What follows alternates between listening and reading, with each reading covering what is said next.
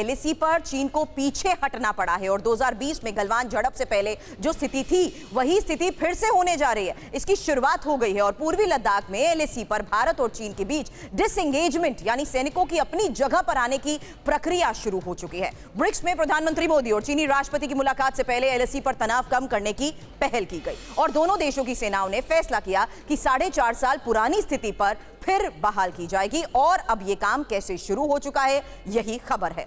दरअसल एलएसी पर देपसांग और डेमचोक पर विवाद था, जहां पर चीनी सेना उन इलाकों में गश्त कर रही थी जिन इलाकों में भारतीय सेना गश्त करती थी। हालांकि सोर्सेस के मुताबिक भारत और चीन के बीच बनी सहमति को लागू करने के लिए देपसांग और डेमचोक में 22 अक्टूबर यानी मंगलवार से स्थानीय मिलिट्री कमांडर स्तर पर मीटिंग शुरू हुई, जिसमें लिए गए फैसले के मुताबिक बुधवार को इसमें एक्शन शुरू हो गया जो लगातार जारी है। और डेमचोक में भारतीय सैनिक चारिंग नाले के पश्चिम की तरफ पीछे की ओर जा रहे हैं और चीनी सैनिक नाले के दूसरी तरफ यानी पूरब की तरफ वापस जा रहे हैं। अब दोनों तरफ से करीब 10 से 12 टेम्पररी स्ट्रक्चर बने हैं और दोनों तरफ से करीब 12-12 टेंट भी लगे हैं जो हटने हैं।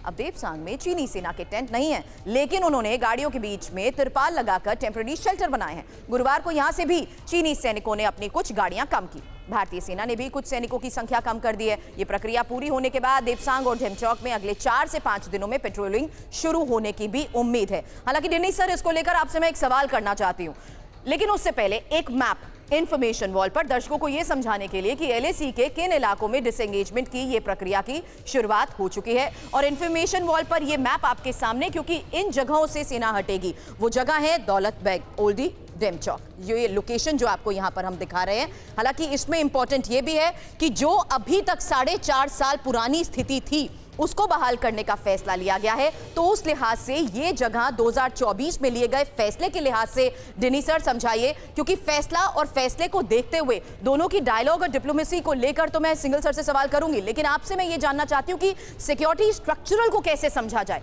इसमें क्या बहाली, इस स्थिति को बहाल करते हुए देखते हुए लिया गया फैसला हम समझ पाएंगे? देखिए मैम, ये अभी जो 3-4 दिन पहले जो एग्रीमेंट पे आए हैं इंडिया और चाइना, उसमें ये है कि हम जब 2020 में जिस तरह की हालात थी, जबकि दोनों सेना LAC line of actual control के बिल्कुल बगल बगल में थे और वहां पर काफी कॉन्फ्लिक्ट भी हुआ, चाहे वो गलवान हो, चाहे वो नॉर्थ बैंक पेंगोंग त्सो में हो। लेकिन उसके बाद जब लगातार जो है वो एक मिलिट्री और डिप्लोमेटिक तरीके का जो चैनल था वो लगातार चल रहा था और इसी की वजह से 21 बार कोर कमांडर लेवल की बातें हुई है और उसी के मेरे ख्याल से 16 या 17 बार जो वर्किंग ग्रुप है उन्होंने भी वो भी मिले थे। तो टाइम टू टाइम क्या हो रहा था कि हर जगह से एक डिसएंगेजमेंट, मतलब सेना जो है पीछे हटने की एक प्रक्रिया पर एक हरकत हो रही थी। लेकिन और जैसे ये 2020 में जब हुआ, तकरीबन 7 ऐसे जगह थे जहां पर ये फ्रिक्शन पॉइंट या जिससे झड़प जहां हुई थी वहां पर सेना जो है आमने सामने थी। 5 ऐसे जगहों में पिछले 4 साल या 4.5 साल से वो पीछे हट गए थे, चाहे वो 20 हो चाहे 21 हो, इस तरह से करते करते। लेकिन 2 ऐसा जगह है, चाहे वो देपसांग हो चाहे डेमचोक हो, ये 2 जगह ऐसी थी जहां से सेना हट ही नहीं थी। और इस एग्रीमेंट के मुताबिक इस जगह से सेना अब पीछे हटेगी। और जैसे आपने अपने रिपोर्ट में बताया कि पहले वो टेंट जितने थे वो टेंट हटेगा, फिर सेना कुछ पीछे जाएंगे और दोनों तरफ से वेरिफिकेशन होगा कि कितने पीछे गए, कौन कौन गए। तो दोनों तरफ से जो है वो वेरिफिकेशन साथ साथ पीछे हटने की प्रक्रिया स्टार्ट होगी और उसके बाद पेट्रोलिंग स्टार्ट होगा, ताकि ये जो है नॉर्मल प्रोसेस की तरह जैसे पहले होता था पेट्रोलिंग, उस तरह से एक वापसी का एक प्रक्रिया का स्टार्ट है ये। ठीक है single sir, how do you witness this situation, क्योंकि यहाँ पर क्या वाकई भारत और चीन के बीच अगर डायलॉग और डिप्लोमेसी के लिहाज से देखें तो इसको एक पॉजिटिव अप्रोच के तहत देखा जा रहा है?